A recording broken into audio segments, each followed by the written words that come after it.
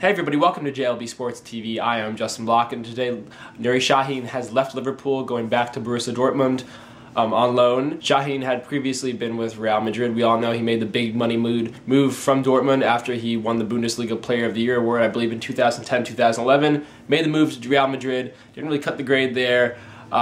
Sent on loan to Liverpool this season. Liverpool actually paid £5 million, met his wage demands. He chose Liverpool over Arsenal after Brendan Rodgers played up his connection with Jose Mourinho, and Mourinho basically told him, go to Liverpool, Brendan Rodgers is the man. However, after only starting a handful of Europa League games and only 7 times in the Premiership, he's basically been cut. Now I'll get into analyzing why he left a little more, but basically he was a guy who was on, what, 80 to 90,000 pounds per week wages. And right now, I think is probably, what, 4th choice midfielder. So when you have a guy, it's the same thing with Joe Cole. When you have a guy who's making that much money, you expect him to be a week in, week out member of the starting 11. Simply wasn't.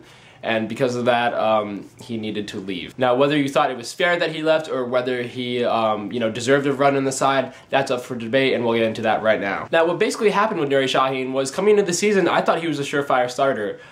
Before Lucas got injured earlier in the season, I thought it's going to be Sahin and Lucas in midfield as the holding pair, and then Gerrard playing right up front as the attacking midfielder. That didn't exactly work out. Lucas got injured very early, meaning Joe Allen had to come into the side. Even when that happened, I thought, okay, Joe Allen, Sahin, Gerrard should be fine. But Gerrard was so horrible playing as sort of a false 10 as the attacking midfielder. He was so horrible in that role that Brendan Rodgers actually moved him in a more holding position. So you had Joe Allen playing Lucas's position. You had now Steven Gerrard playing in a holding role, a role that Sahin actually is best fit for. And then up front, attacking mid, we've had Henderson, we've had John Joe Shelby, and we actually had Nuri Sahin playing in there. Not his best role for most of the season. Now, he was played out of position, which probably led to all the times he was substituted. He only made 7 EPL starts, and he was actually substituted all 7 times. So clearly he wasn't making the grade as an attacking midfielder, and because Steven Gerrard is Steven Gerrard, and you have to put him in the starting 11 if he's healthy, just because that's the way it is, I guess. He took Sahin's position at holding midfielder, and after that,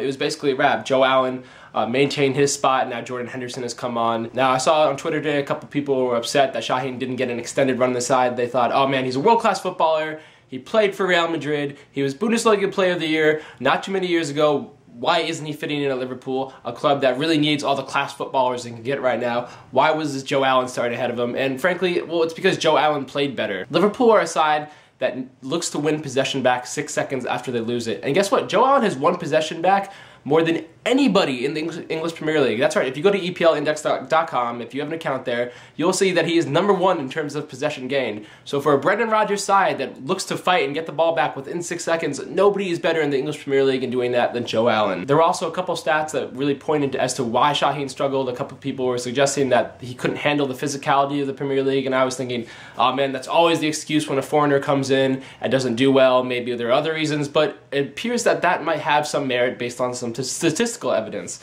Now, using stats from EPL Index, the account at Anfield Index actually tweeted these out today. Nuri Sahin didn't do so well when it came to a stat called possession efficiency. And the stat possession efficiency is basically the possession of a player divided by the total touches times 100. So it's a measurement to see how well, once a player gets the ball, how well they retain it and can do other things with it. Basically, for a midfielder, especially in a holding midfielder or a guy that likes to play in a deep line midfield role, it's very important for them to, once they get possession, do something positive with it, and meaning not to lose it. Liverpool's midfield possession efficiency this season went, Lucas was #1 at 88%, followed by Joe Allen again at 88%, Jordan Henderson at 82%, Steven Gerrard at 79%, and then 5th on the list, Nuri Sahin at 78.5%.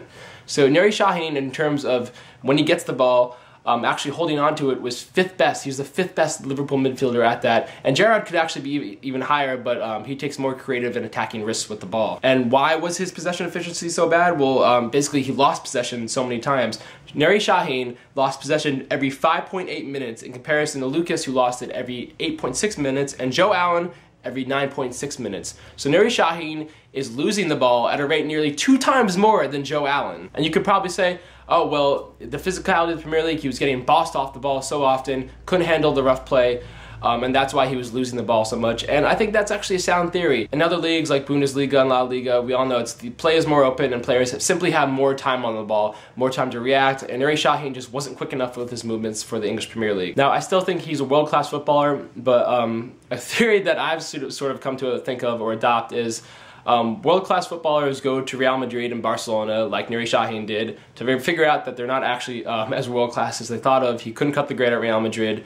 He had a torrid time in the EPL, as we've seen this past half season, and he's rightly going back to Bundesliga. For a player like Nuri Sahin, you're not always going to notice his accomplishments on the field. He likes to sit back. I thought he would be an able replacement to Xabi Alonso, a player that Liverpool have really never replaced since he left, sort of as a deep line playmaker, can control the game tactically from a deeper position. I thought Nuri Sahin filled that role well, and to really execute that role and to get noticed and to get plaudits for that role, you need to have an extended run on the side. Nuri Sahin only had 7 games, so that's a problem right there. Now, whether Brendan Rodgers thought that Nuri Sahin didn't show the same hunger and desire in training, that's a different story. We all know from Brendan Rodgers' quotes this year, he's always talked about how he wants players that will run through a wall for him. He wants to bring in hungry players who are willing to work and sacrifice for the club. And I guess Nuri Sahin on £90,000 a week didn't really show the same hunger and sacrifice as Joe Allen or the other midfielders ahead of Nuri Sahin in the lineup. Now, this has to be one of probably the biggest flop of the summer for Liverpool. I'm not going to say Fabio Borini because I think he does have a bright future ahead of him.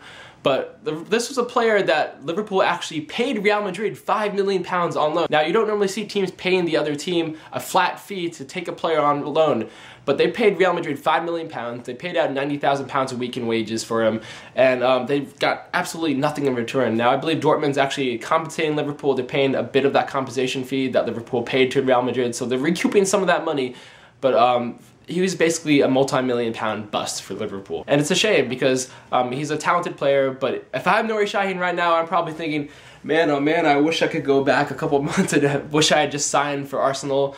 I wish my wages weren't so high.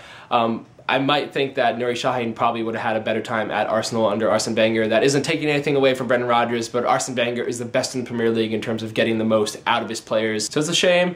Nuri Sahin, great footballer, just not fit for Liverpool right now. I wish you well in your return to the Bundesliga, but Liverpool have other things that they need to take care of right now.